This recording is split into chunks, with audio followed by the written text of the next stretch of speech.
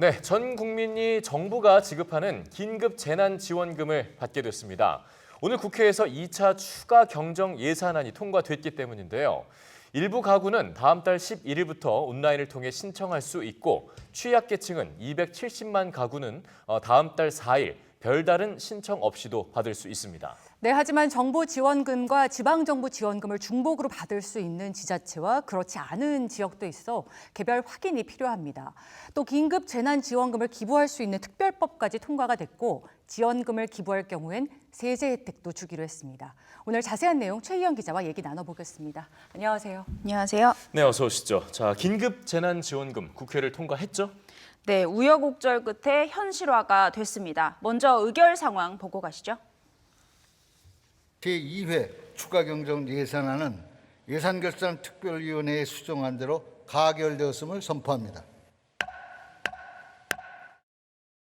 긴급재난지원금을 전 국민에게 지급하기 위한 12조 2천억 원 규모의 추가 경정 예산이 오늘 0시 50분에 국회에서 의결됐습니다. 추경안은 김무성 의원 등 미래통합당 의원 6명이 반대를 했고요. 같은 당 나경원 의원 등의 15명은 기권했지만 총 185명의 찬성으로 통과가 됐습니다.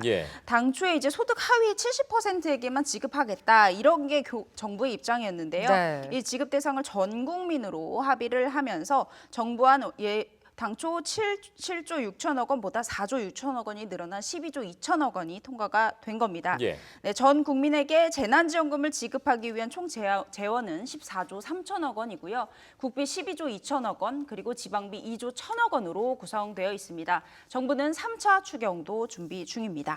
네, 그럼 이제 많은 분들이 이 재난지원금을 어떻게 신청하면 되냐라는 궁금증을 갖고 계실 텐데 설명해 주시죠. 네, 사실 가장 많이 궁금해하실 부분인데요. 네. 먼저 지원 금액부터 말씀드리면요. 표를 보시죠.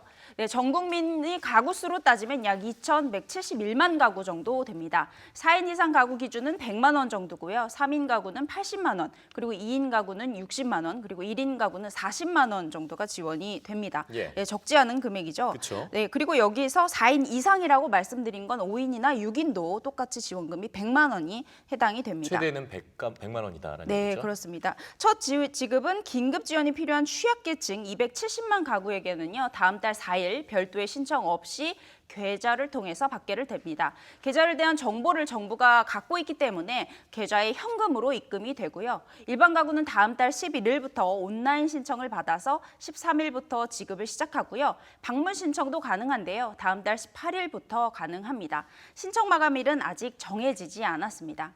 갖고 있는 신용카드나 체크카드, 그리고 지역사랑 상품권, 선불카드 중에서 편한 걸로 선택을 해서 받을 수 있고요. 한 번에 또 많이 몰릴 수 있잖아요. 그러니까 마스크 오브제처럼 신청 요일제를 도입할지도 검토를 하고 있습니다. 네. 네, 이 지원금이 시장에 풀려서 소비를 살리도록 하는 목적도 있다 보니까요. 3개월 내에 사용하는 지역 상품권 형식이나 전자화폐 형태로 지급하는 것도 고민하고 있는 것으로 알려졌습니다.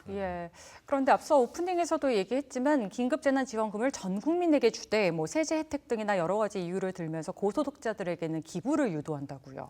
네, 맞습니다. 이제 재정은 한정되어 있는데 왜 이 100만 원을 받는 게 생활에 영향이 없는 고소득층에게도 지원하냐 이런 논란이 된 건데요. 네. 보편복지냐 선불복지냐 이렇게 말씀드릴 수 있을 것 같습니다. 그래서 앞서 제가 우여곡절 끝에 통과됐다 말씀드린 것도 같은 맥락인데요.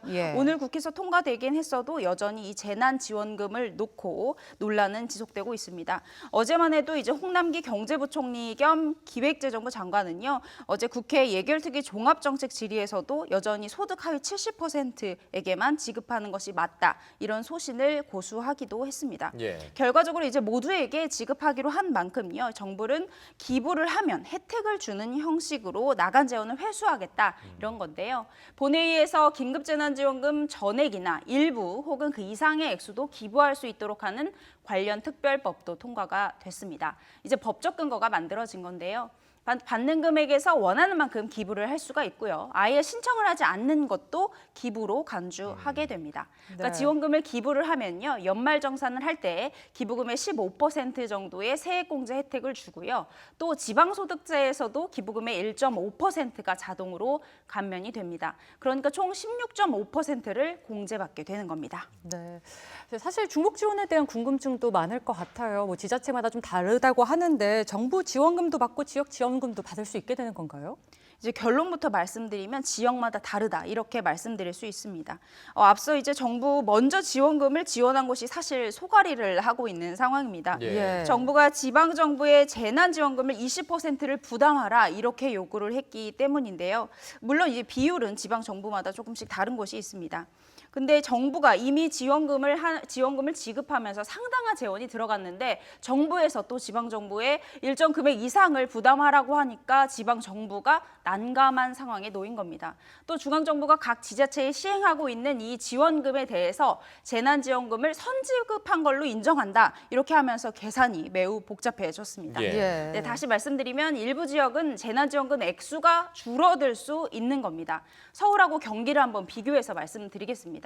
서울의 경우에는 중복 지원을 하겠다 이렇게 밝힌 상황입니다. 그래서 정부 지원금도 받을 수 있고 해당이 되는 조건이 되면 서울에서 받을 수가 있는 건데요. 예. 경기도는 이제 정부가 요구한 분담금 지급을 따로 또 내기 어렵다 이렇게 밝혔습니다. 그러니까 정부에서 지급받는 총액이 줄어들 수 있는 겁니다.